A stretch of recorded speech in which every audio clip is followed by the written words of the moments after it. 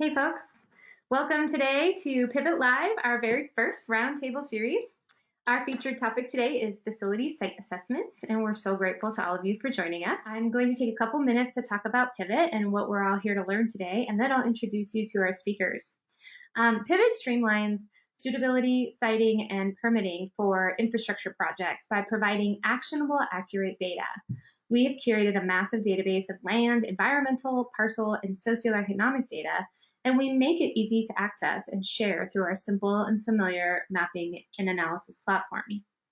We work with organizations like NextEra and Black & Veatch to enable site assessments and usability analysis of things like substations and interconnects to understand the environmental constraints, physical and social risks, and permitting requirements of a project. In our webinar, we have a few goals. We'd like to share the success and offer some best practices that our customers at Black & Veatch and NextEra have found by using our system. Travis and Corinne will provide real-world examples and answer your questions using their extensive expertise. Of course, we'll be highlighting new features in our software, such as on-demand layers, and demonstrate the depth of our online reporting.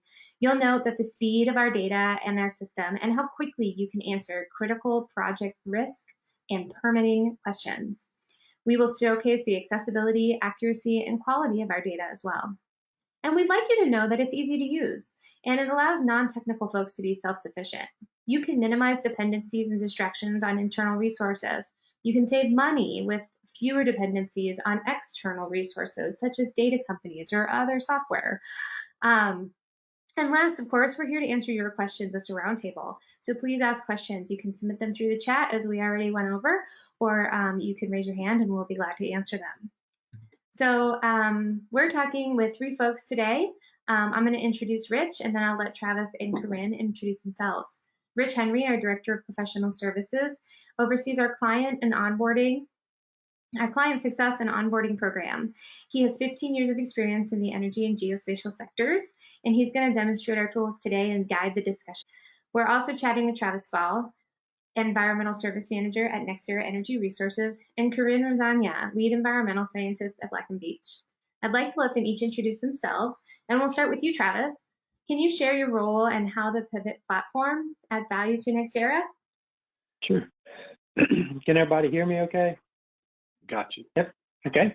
So I've been in the environmental sector for a little over 20 years. I started out with Louisiana DEQ doing site assessment, risk assessment, and remediation type work. Transitioned over to consulting after about 4 years, and then worked in consulting up until about 3 years ago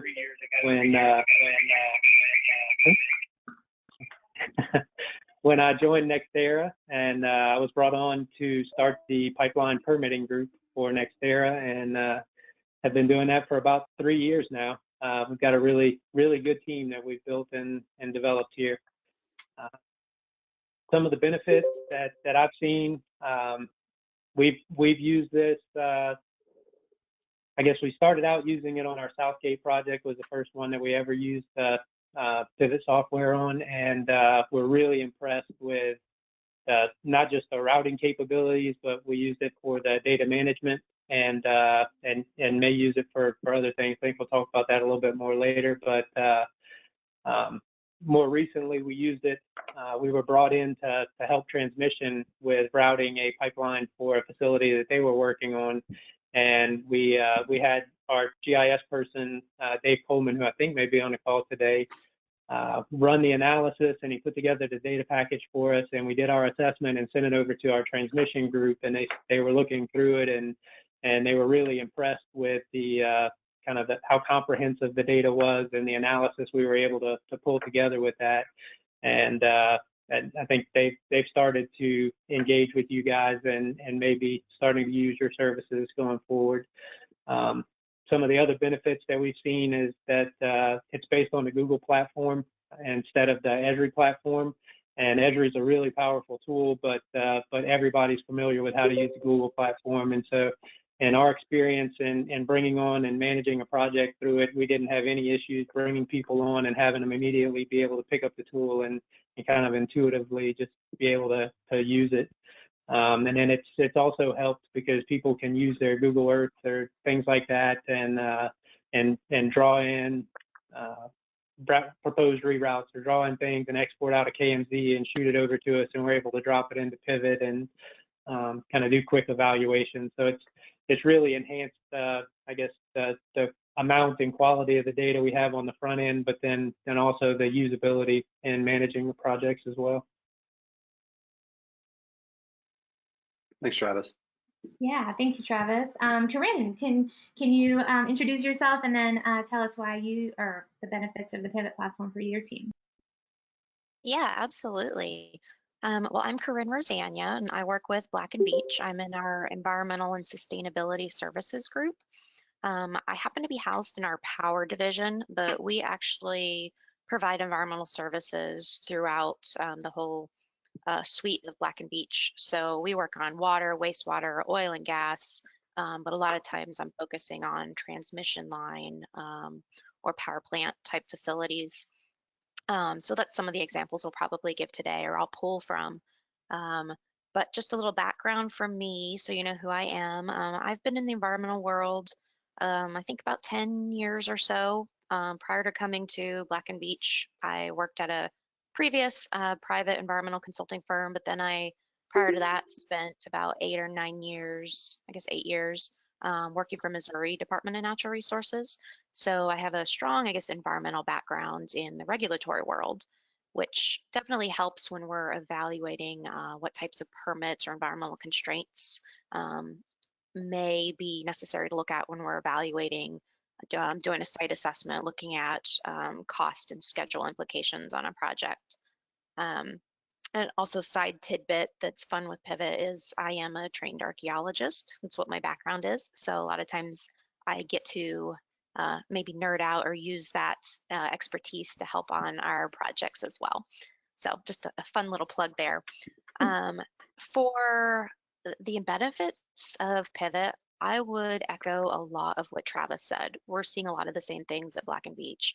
I'd say increased efficiency and increased accuracy of data in our site assessments. So as Travis said, we can get a KMZ real quickly, upload it without having a whole lot of, like Esri or ArcGIS kind of background. You can real quickly upload it, get in, and I can visualize a whole bunch of data layers in one location at one time. So I don't always like to use the term, but it's kind of like a one-stop shop. I can go in and look for environmental red flags or environmental conditions that require maybe lengthy permits, things that can help us put together a project schedule in a quick manner, which basically at the end of the day to us and our customers translates into cost savings. So those are the big benefits, I'd say. That's awesome. Thank you, Corinne. All right, I'm going to give controls here to Rich, and he's going to take things up. He's going to be our presenter or our moderator and lead presenter today. And if questions come in, please submit them through the chat. I'll try to find a good time to grab those questions and interrupt. If I can't find a good time, we'll certainly get to as many questions as we can at the end. And if we don't get to everything today, we'll absolutely follow up with folks. So thank you all for being here, and take it away, Rich. All right, taking it away. So to get started here, I think it's going to be very important for us to particularly for the new folks on the call, we have a lot of familiar faces, but we also have some very new faces, and thanks for joining.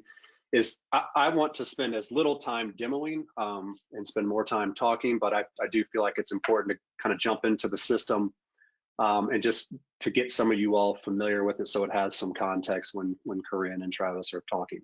So we are in the platform. I've signed in. There's no install, right? Just enter your username and password. I've searched for a location here. Again, we're leveraging Google Maps, so it's pretty straightforward and easy. We've zoomed into our location, like Stacy mentioned, right? We are very much about the data and building software around that data to make it accessible to you all. And probably the most accessible means of getting at our information right now is through what we refer to as our pivot layers. We have lots of data, right? And so you'll have several opportunities to kind of see what data we have available here. Right now, you can kind of see the list of it. As I scroll down, I'm going to start turning on some of this information. You'll see it appear on the map. And for folks that have that have had to go out and hunt down this information. It takes time to go simply download it, and it takes time to bring that into a mapping interface and just make it usable. And so right now what we've done is just flip the switch, right? I mean, I've logged in, and I haven't been talking more than 45 seconds. I've zoomed into a location, I've turned on some data, and I can start to get a sense of, what's around this particular project area for me.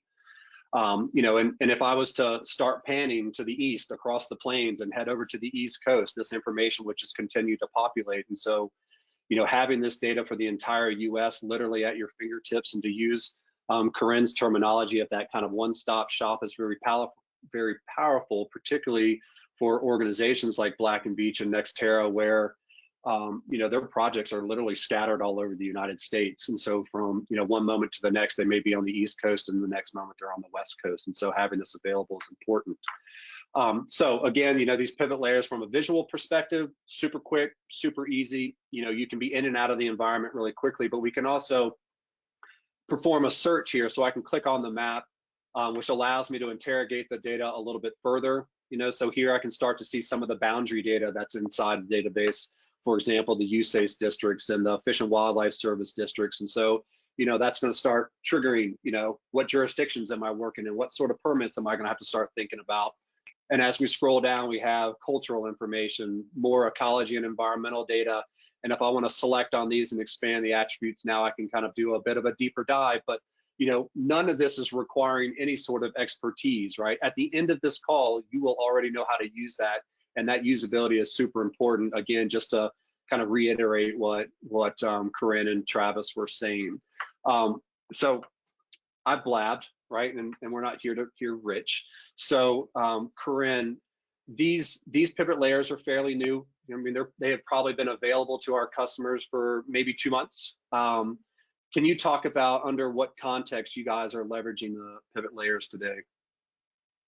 Yeah, absolutely. I'd say depends on the work that we're doing, but right now, a lot of times I am finding myself going to Pivot to pull up to kind of get a quick assessment or a quick review on a project that may be brand new. We may be proposing environmental services. So either to an outside client or maybe an internal client at Black & Veatch, someone comes to us and says, hey, we're thinking of doing this project. Can you immediately, we have a phone call in a few minutes, can you immediately look at it and tell me, are there any showstoppers? Are there any red flags with this site that's been chosen?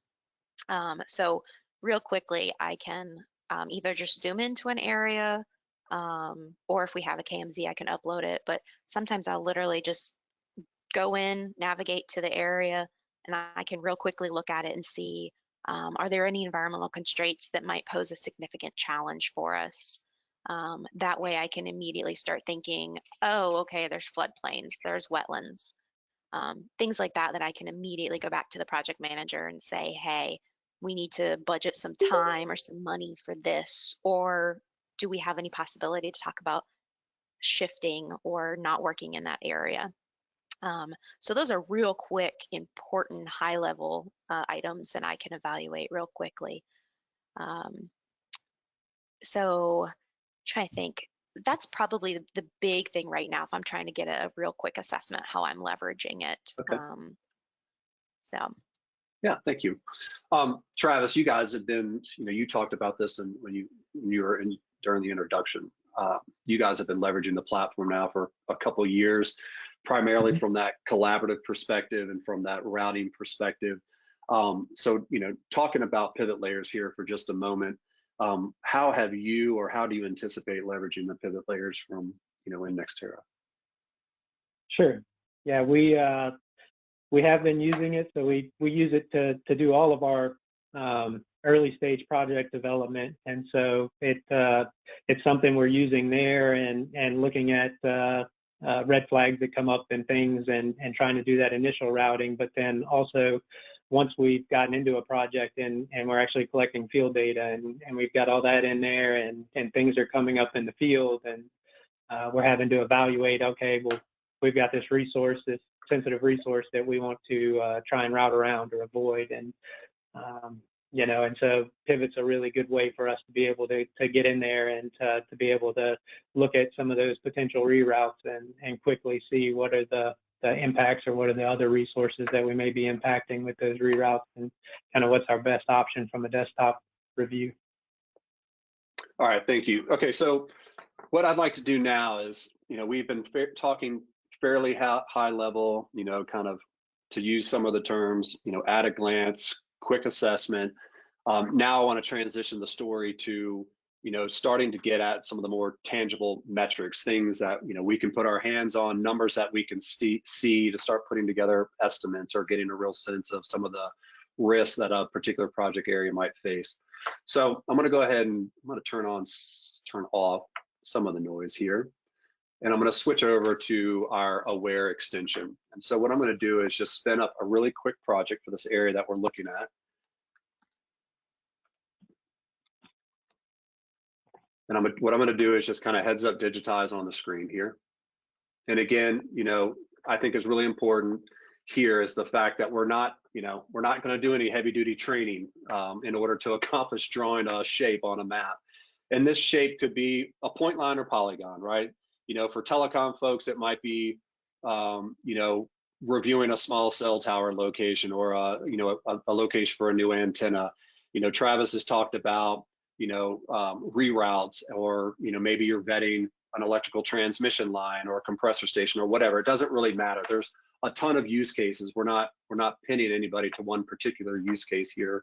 The point is that you can quickly draw an area, define a project on your screen, submit that, and again, that's done in minutes. And so this will take, what it takes. So it typically takes between 8 and 10 minutes. Maybe Corinne and Travis can speak to that a little bit more directly, but it doesn't take long for us to go compile that information. But while that is working, I want to talk a little bit more about how, Travis and Corinne, you guys are using the platform. Corinne, we'll start with you. If you could talk about how, you've sort of addressed this already, so maybe we could just talk briefly around that, but maybe you could also, as part of this, talk about what life was like, prior to Pivot. What did it look like? Who did you rely on in order to get that information? And then, maybe speak to some of the efficiencies that you're seeing with the platform. Yeah, absolutely.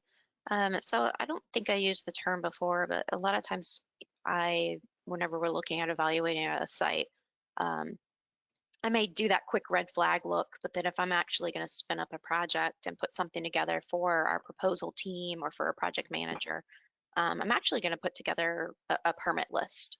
So instead of just going in and looking at, hey, are there wetlands or are there floodplains, I'll actually evaluate, okay, if we pursue this project, what are the whole suite of permits that we might actually need to obtain? And so in that permit list is what we call it, or a permit matrix. We'll put together every environmental condition that will require an approval or some sort of permit tool. So this really helps me in a quick manner. We called it that one-stop shop, where previously I might have a project that has, say, 30 different agencies that, at the federal, state, and local level we need to evaluate. Am I going to have to get an Army Corps permit, or am I going to have to get state land disturbance permits? Are we going to have to work through SHPO, cultural resource requirements, local permitting, things like that, where you may have to go to 30 different resources or 30 different websites to run a mapping system or download ArcGIS data and feed it into your own system. Whereas here, especially if I don't even have to draw the project myself, I may get from the project team a KMZ, I upload it, and I can immediately start to answer those 30 line items of permits that are going to be required. Or I can identify, look, we can avoid this permit. Let's consider that, or there's a way to streamline the project or streamline the permitting process. So that's kind of where that efficiency factor comes in that I mentioned in the very beginning, that I can immediately look at all those environmental constraints using the platform to minimize those permit requirements, minimize project risk, which is really important when you're moving forward on a costly capital expenditure. And I know sometimes too, especially a lot of us, you could tell, are working from home. The thing that we have found is in the past, sometimes we would have to contact, say, a local agency to get access to their data if it's not publicly available. And so, especially with people out of the office, that may take days or a couple weeks at this point. So having it housed in the Pivot platform where I can just go in today and I don't have to contact an agency or enlist a GIS specialist to help me. I can go in and do it myself, which is empowering, but it also looks good when I can turn around a project real quickly and answer some questions. Yeah, that's really great. Yeah. Travis, can you share kind of from your perspective on how you all are leveraging the platform? I feel like you have somewhat of a different perspective because some of your interaction is taking place. You know, what Corinne talks about right now is fairly early, maybe fairly early on in the process, where I feel like some of your experiences, you know, in project development. Can you just expand on that? Right. Yeah. So we are using it in our early stage project development and you know, developing our route alternatives, which, you know, if you're you know, uncertain nature of Corps permitting or FERC permitting these days, having those route alternatives and being able to do some of that alternatives analysis is increasingly important. We used that on a project recently where we thought we were going for a nationwide permit, and then due to the uncertainty of the nationwide program, we decided to switch to an individual permit with the Corps, and we already had all that data collected for doing all of our alternatives analysis, and so that was handy. But in the project, we've actually used it a good bit. We're collecting all of our field data. We're using it to house all of our field data. You know, it's a really powerful tool when we've got our engineers that are on it and our land people and environmental folks and kind of everybody's working in the same platform. It makes it, it removes any of that confusion with people using different platforms and, you know, is everybody working off of the same iteration of a pipeline, or does somebody have a different iteration so their mileposts aren't lining up, or things like that. And so it's handy there. But you know, some of the other things we're looking ahead to is using it in construction, and we haven't done that yet.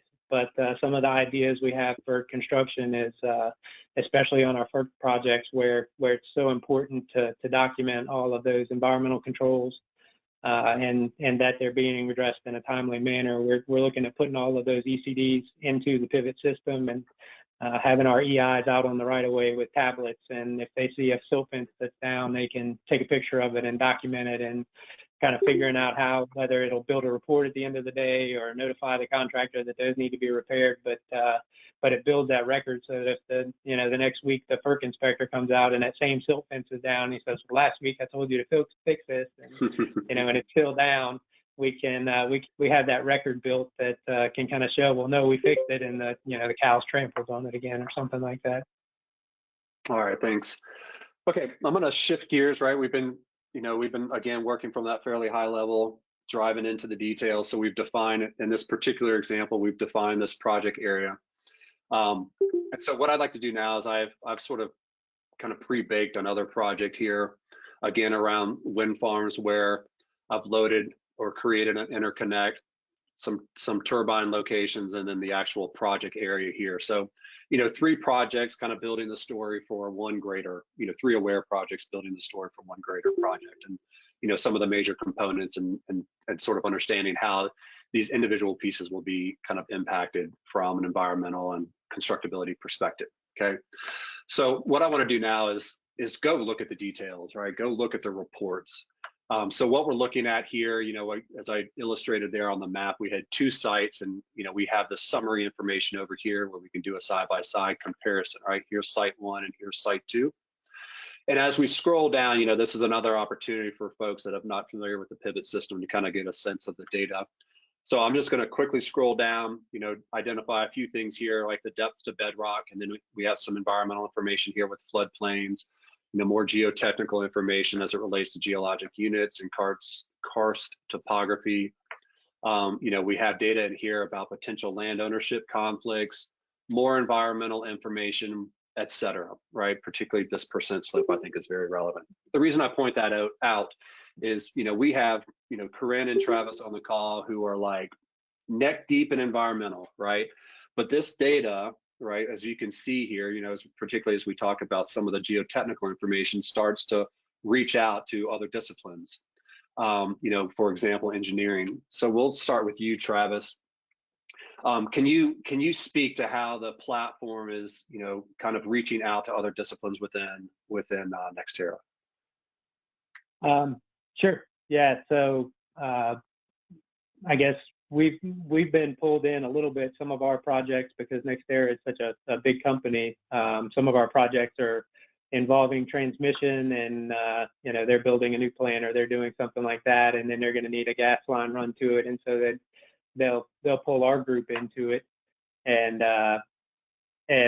so we're interacting with those groups there. But then also just within our pipeline projects, what we've seen is that because we have everybody on here, when we're looking at reroutes or we're evaluating different scenarios in projects, we had a project where riparian corridors were a big issue, and we were having to look at potentially rerouting. I think it was like 42 different stream crossings, and the engineering team was able to get into there and take a look at those things and draw up some KMZs for us on potential reroutes and shoot those over to us, and we were able to drop them into the Pivot platform and do evaluations on them just really quickly. And we were on a pretty short timeline to get those things turned around when we were working with them, and it really created a lot of efficiency for us in being able to look at that data quickly and interact and kind of collaborate with the engineering team.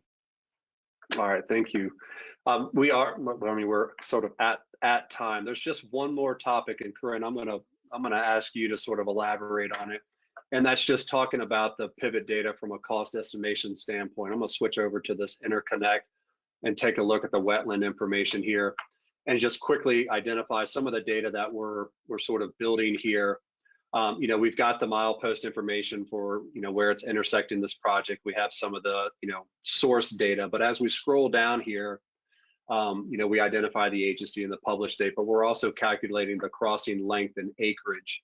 Can you talk about how this sort of additions to that raw data, how you are able to leverage that from a cost estimation standpoint? Absolutely. So having that detailed data or those attributes, it's helping us evaluate some of those project risks and permits, but it's also going to help us fill out permit applications, so I can do that in a timely manner. For instance, acreage of a wetland, how much of our project is going to go through a wetland. That amount of impact greatly determines what type of, say, Army Corps or state permits you're eligible for. From the outset, I'm going to look at it and say, hey, I hope this project, we can minimize our impact to the wetlands, below half an acre. That way we'll be eligible for nationwide permits. Or we may try to minimize it enough so that we don't have to actually file an application. We can do a self-notification. That way we can minimize and easily, quickly calculate, instead of me trying to go in there and draw an area. When you upload your KMZ, it'll accurately show those acreage or those lengths that can help me with those permit requirements, or cost implications. You mentioned, Rich, could be mitigation. If we can't avoid the area, we need to look at mitigation implications. That can be a very costly endeavor whenever you're working on a project. Okay. Travis, you and I a couple weeks ago had a conversation about social vulnerability, and this one is just particularly interesting to me. But a couple weeks ago we chatted about it. You added some detail to it that, it was intriguing to me, so I wanted to bring it up. We have this social vulnerability index, and I'm just wondering, can you just talk about how NextEra is beginning to look at this information and how it's starting to play a role in your routing and siting assessments? Sure. Yeah. So especially on our FERC projects, whenever we're writing those documents, we've got a whole section that's on environmental justice, and rather than that kind of being an afterthought and something where we're trying to go back and write those sections of the report without actually having considered those things up front. We're looking at the environmental justice layers now and in our routing, and we're going to be using those. I know you didn't get into it in here, but those will be part of the layers that we're looking at and assigning weights to for the routing, and it'll help do a couple of things. So one, it'll help us avoid some of those sensitive areas because just in the environment today with permitting, a lot of those socially vulnerable layers, the minority populations, low-income populations, all of those types of areas that we're able to identify, they're just as important as identifying the wetlands or the water bodies or the T&E habitat and those types of things, and making routing decisions early on in your project, but then also building that record that those are things that in the early stage routing of your project you've considered and made routing decisions based on that, and it's coming into play. We're seeing it factor into air permit decisions with states and even with certain groups deciding whether or not they want to oppose your project or how strongly they're going to oppose your project. How you built that record and kind of have the story you can tell behind that. All right, thank you. I've got one more, and I know we've gone over, so I appreciate folks hanging in there. I mean, I hope I hope that you're finding this interesting. I wish we had more time. Corinne, we'll leave this last question for you. I'm sure that you have your primary data sets that you typically look at, particularly at kind of a first blush. We have, I don't know how many layers we have now inside the database, right? It's fairly comprehensive. I'm wondering, is there like that diamond in the rough, that one layer, that's available to you all now that, has kind of helped you in a pinch or that you find particular value in? Absolutely. So as I mentioned before, getting access sometimes from your local resources to GIS data is challenging. So I'm going to say my big go-to that I love is already available is going to be parcel boundary or parcel ownership. That information I can quickly turn on and I can start to see, okay, are we crossing over federal or state-owned lands? That helps me with permitting, but we can also look at the parcel ownership to help our right-of-way team. That way we can immediately start looking at right of entry if we need to get permission or work on executing some agreements for access. Having those quickly and being able to share that information with our team really helps us collaborate and move quickly. So be really efficient. I appreciate those layers. Yeah, certainly. I think I'll probably take a couple of these. One of them is around, how current is the data, right? So, at a national level, our data sets are updated, every 30 days. And from a more kind of state county level, it's every 90 days. And then we have some of our premium data sets that are updated kind of in that time frame as well. And, I think that really, speaks to the fact that, if you've worked in a project area and you've downloaded that information, it can go stale. It doesn't go stale on our platform. Like, we have a lot of rigor around keeping that information really fresh, which speaks to that, reliability in the platform. And the other one that's come up is downloading data. And so there are kind of three ways. We talked about how, the information can be shared across disciplines. And there are really kind of three ways that you can do that. One, you can export out these reports to a spreadsheet and share those with folks, maybe your estimating team or whatnot. You can also literally download the pivot data. So you can think of the platform as a way to extract information. And so, you may leverage the reports, which is great, but you may have other processes or workflows where you need to share that information out, maybe with your GIS folks or mapping folks to, build exhibit maps and that sort of thing, that you can extract this information out and, use it from that perspective. And then lastly, you can share these projects. And Corinne, you and I have kind of talked about sharing projects that, have you had an opportunity where you've been able to share the AWARE project so they can get into the online reporting with some of your colleagues? Absolutely. And especially like I mentioned, working from home right now um, makes that really useful. I had a real world example just last week where the engineers shot over a quick KMZ that I uploaded into Pivot. I started looking at it quickly for our environmental permitting conditions. But we had a tricky project in an area with a lot of wetland. So I could easily share that project over with another one of our Pivot users. And that way I could get one of our wetland ecologists to actually look at the project and immediately start answering some questions that were, more in the weeds and a little more than my high level analysis would give.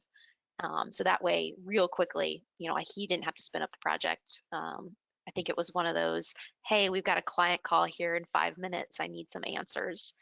So I could real quickly send it over, and it was really helpful. So yeah, absolutely. We've been leveraging that more so, especially since I can't just get up and run over to my, colleague's desk like we used to be able to do and share screens. Now, I'll start with Jim if that's okay. That's great. That's great. Can we add custom data? Absolutely. You can load information into the platform. You can do that from kind of a collaborative perspective, meaning we want to build a project site view where you can see that data and everybody, all the stakeholders can kind of contribute to it. You can also load your own custom data into the platform and have us perform analytics on that as well. So I'm glad you asked that question. We talked about extracting the data that we produce, so you can pull that out into your own workflows. We have another question here about using it for smaller scale projects, Dan. The size of the project really doesn't matter. We've had projects, that are very small, very, like the size of a compressor station to, where we've done a corridor analysis of up to 750 miles. So the system is built to support that. We leverage AWS from that perspective, and we can kind of send the request out. Amazon does its work, and then we report it back to you. So I hope that addresses that question, Dan. I say I can give a real world there, Rich. I've used it for, a 1,000-acre solar project, but I've also used it for the engineers are looking for an additional laydown area and just need an extra acre somewhere. Or, as you mentioned, we may be doing just a small transmission line rebuild that's, 5 miles, or we might be doing a 800-mile project. Definitely, it lends itself to whatever size you need. Wonderful, thank you. All right, Stace, I'm starting to feel guilty about keeping people on the call That's as much as okay. I want to keep going. Yeah. So we'll go ahead and wrap up. I'm really grateful to everybody who's joined us today, especially to our speakers here. You guys have done a great job. We're really grateful for you lending your expertise. It looks like another question. Yep. Thanks, Dan, for joining us too. And what we're going to do, I'm going to just quickly let you guys know if you have any questions, if you have any follow-up questions that we didn't address through the survey that you didn't hear covered today, or if you have anything that came up today and we're just out of time to address now, please go ahead and send it to us at info@pivot.com or the emails that you got your invitation from. We're so grateful to all of you. Please keep an eye out for that survey again, so we can see who might want to join us in the future as a presenter or a fun topic. And that'll do it for today. So thank you all, and have a wonderful day.